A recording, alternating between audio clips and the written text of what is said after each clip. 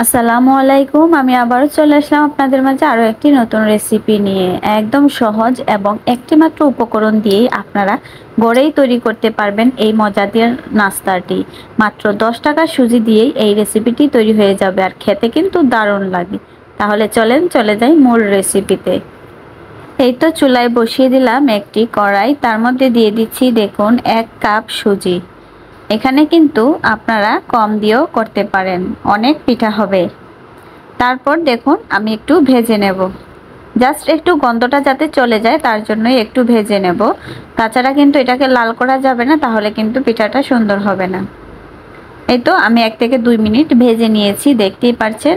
এখন আমি এখানে অ্যাড করে দেব 1 কাপ পানি। যেই কাপে আমি সুজিটা দিয়েছিলাম সেই কাপেই আমি দিয়ে দেব 1 কাপ পানি। এখন অনবরত নেড়ে চেড়ে একটি ডো তৈরি করে নিতে হবে। বেশি পানি দেওয়া যাবে না এখানে, অবশ্যই ফলো রাখবেন যাতে বেশি পানি না হয়, তাহলে নরম হয়ে যাবে ডোটা। আমার কিন্তু এখানে 1 কাপই লেগেছে, আপনাদের কম বেশ হতে পারে। অবশ্যই অল্প অল্প করে পানি দেওয়ার চেষ্টা করবেন। এই তো ডোটা তৈরি হয়ে গিয়েছে, একটু ঠান্ডা করে নিয়ে আসছি।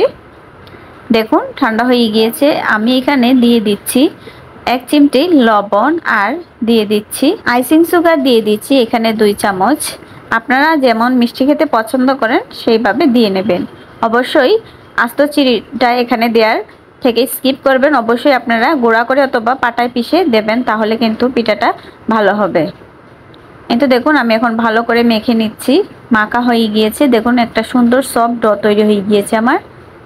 এখন দেখুন আমি একটু আটা দিয়ে উপরে এখন আরেকটু মথে নেব, নিয়ে লিচি কেটে নিচ্ছি। দেখুন আমি এখানে 4টা লিচি কেটে নিয়েছি। আমি একটা রুটি বেলে আপনাদের দেখিয়ে দিচ্ছি। এটা কিন্তু অনেক পাতলা করা যাবে না, অবশ্যই হালকা একটু মোটা রাখতে হবে, তাহলে কিন্তু পিঠাগুলো অনেক সুন্দর ফুলবে আর একদম খেতেও অনেক ভালো লাগবে। এই তো দেখুন রুটিটা কিন্তু আমার বানানো হয়ে গিয়েছে। আমি এখন একটি কাটার দিয়ে কেটে নেব। আমি এখানে স্টার শেপ ইউজ করেছি, আপনারা চাইলে এখানে গোল শেপও করতে পারেন, আপনাদের পছন্দ মতো শেপ করে নেবেন। দেখুন কিভাবে করে নিচ্ছি, এভাবে করেই করে নেব।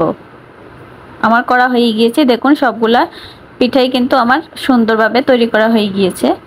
এখন আমরা চলে যাব চুলায়। চুলায় আমি আগে থেকেই তেল বসিয়ে রেখেছি, আর অবশ্যই তেলটাকে একদম হাই হিটে গরম করে নিতে হবে। অল্প গরম থাকলে কিন্তু পিঠাটা সুন্দর ফুলে উঠবে না। তেলে দেওয়ার সাথে সাথেই দেখবেন যদি বেশি গরম থাকে পিঠাটা ফুলে উঠবে। আমি পিঠাগুলো দিয়ে দিচ্ছি, দেখতেই পাচ্ছেন সাথে সাথেই কিন্তু ফুলে উঠতেছে। এই পর্যায়ে দেখুন সবগুলা পিঠা আমার দেওয়া হয়ে গিয়েছে, আর প্রত্যেকটা পিঠাই কিভাবে ফুলে ফুলে উঠেছে অবশ্যই আপনারা খেয়াল করতে পারছেন। এই তো এভাবে করেই আমি নেড়েচেড়ে ভেজে নেব। আজকের এই ভিডিওটা যদি আপনাদের কাছে ভালো লেগে থাকে অবশ্যই আমার ভিডিওতে একটি লাইক দেবেন, আর যদি বেশি ভালো লেগে থাকে অবশ্যই চ্যানেলটিকে সাবস্ক্রাইব করে পাশে থাকা ছোট্ট বেল আইকনটি ক্লিক করে অল নোটিফিকেশন করে দেবেন। এই তো দেখুন পিঠাগুলো কিন্তু আমার ভাজা হয়ে গিয়েছে, আর এই পিঠাগুলো কিন্তু একদম অল্প তেল লাগে ভাজতে, একদমই তেল লাগে না বেশি। দেখতেই পারছেন আপনারা, মাশাআল্লাহ দেখুন পিঠাগুলো আমার তৈরি হয়ে গিয়েছে। আমি একটি পিঠা ভেঙে দেখাচ্ছি, দেখুন কতটা ক্রিস্পি হয়েছে, আর খেতে কিন্তু খুবই দারুণ। বাচ্চারা কিন্তু খুবই পছন্দ করবে, আর এগুলো কিন্তু আপনারা সংরক্ষণও করতে পারেন 2 থেকে 3 দিনের মতন। অবশ্যই আপনারা এই পিঠাটি বানিয়ে খেতে পারেন। তাহলে আজকের মতো এখানে বিদায় নিচ্ছি। আবারও বলছি ভালো লাগলে একটি লাইক দিয়ে দেবেন। তাহলে সবাই সুস্থ থাকবেন, ভালো থাকবেন। আল্লাহ হাফেজ।